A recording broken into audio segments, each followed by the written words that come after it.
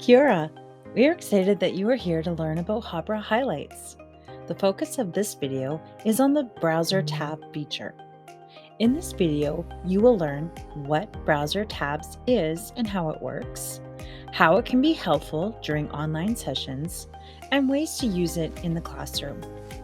Teachers love Hāpara highlights because it shows what learners are viewing in near real time. Highlights contributes to a safe and supportive online environment.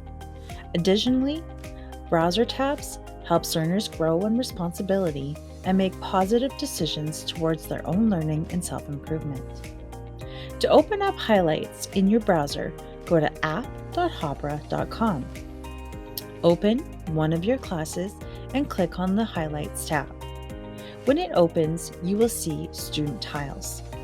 Each learner's student tile in Browser tabs will have a list of the most recent sites they have open in Chrome. The website that is bolded is the one that the learner is currently looking at. Highlights does not save learner browser history outside of a highlight session, so you will only see activity that takes place once you begin a highlight session.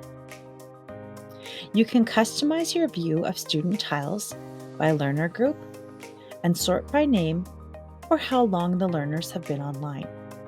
Each student tile in Browser tabs also has a drop-down menu which allows you to customize the learning experience for students. Browser tabs can encourage autonomy in learners.